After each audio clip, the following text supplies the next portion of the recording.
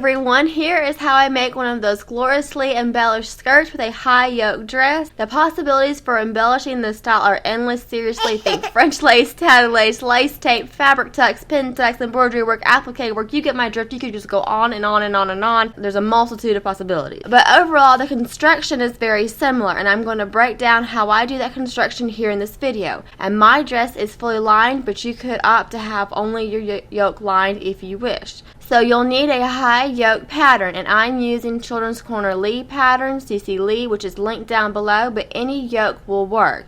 CC Jamie also has a yoke that's included in that pattern. Use what you have, use what you love. So to save on fabric, I fold the selvage edge over, and I use that as the fold for my pattern pieces. I basically work from one folded selvage edge over as opposed to taking out that middle section of your fabric. I hope that's making sense. It just saves on some fabric. So you'll need 2 front yoke pieces cut on the fold, as well as 2 yoke back pieces cut on the fold.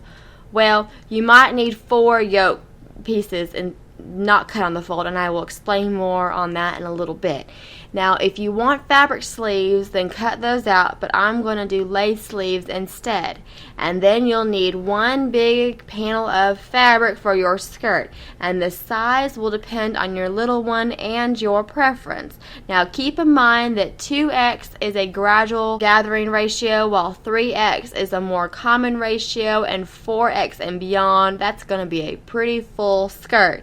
So there are 2 choices you have when constructing the yoke pieces together. You could do the normal bodice ring, yoke ring as I call it, and that is my preferred method. And just a quick refresher, that's when you join all the shoulder seams together, so you'll have a front, back, and then fold the back pieces onto themselves. It is super easy, and I love not having a seam down the back pieces. However, if you are going to put a piece of lace where you need to enclose the raw edges and the back seam, as I'm doing in this tutorial, then that will require that you cut out only the yoke fronts on the fold, and then cut out the yoke back pieces individually. So you'll actually have 4 yoke back pieces total instead of 2 cut on the fold. I hope that's making sense. So I joined the shoulder seams together for the dress yoke as well as the lining, and then I attach that piece of lace to the neckline by hand. And finally, I put the yoke together with its lining with right sides together, and then sewed from one center back all the way around the neckline down the other center back. I also sewed down each of the sides of the yoke. Remember, I'm not attaching any fabric sleeves to mine. And then I trim up the seam allowance and clip those curves. And I use this little pointer tool to push out those corners. And there you go, my finished yoke assembly. And as I mentioned earlier, I prefer the ring method to this route, but this allows me to conceal those raw edges of my lace. So there you go, you pick your battles.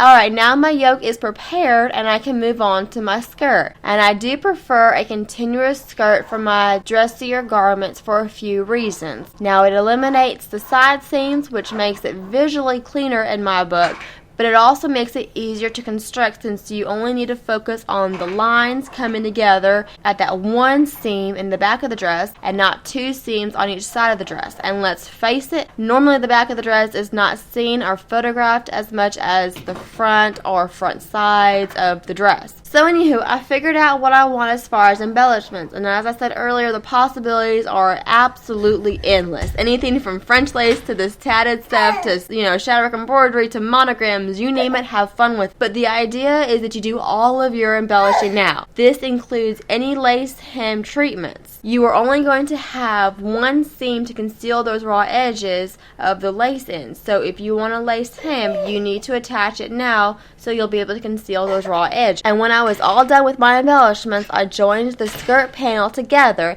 at the back seam using a French seam, and I have a detailed video on how to do French seams that is linked down below. And now notice that I'm leaving an opening at the top of the skirt.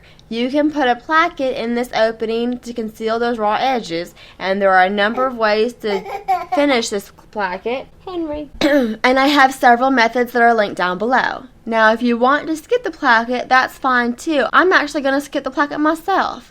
I'm going to keep the selvage edge intact, although that's not necessary. I could have left it off and still skipped the placket, but I'm just going to turn in those sides to the underside, and since I'm doing a fully lined dress, I'm going to be able to get away with that, and I will explain more in a little bit. So once I moved on from that, then I folded the skirt so that the center back is on top of the center front. And then I folded it again in half, and I ironed that fold down so there would be a crease. And this is how I easily mark the placement for those armholes. And then I just cut those armholes out, and it's pretty easy to just freehand cut them like this, so do not overthink it. You can do this.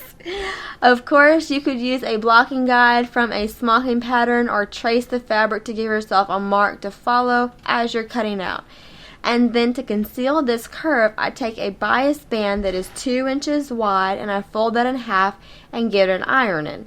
And then I sew that together with the right sides together to the curve of that armhole. And then I fold the band over again, and I sewed over that folded edge. And then I moved on to gathering that skirt, but another option would be some box pleats, like inverted box pleats. I love me some inverted box pleats. But anywho, it is sewing, so you do you. But I put in 2 rows of gathering stitches, and the idea of 2 rows is that you'll have 1 row on either side of where your seam will go, and having 2 rows really helps to keep your gathers from going crooked on you when you go to sew over top of them later on. So I gather in 3 sections, each back section and then that front section.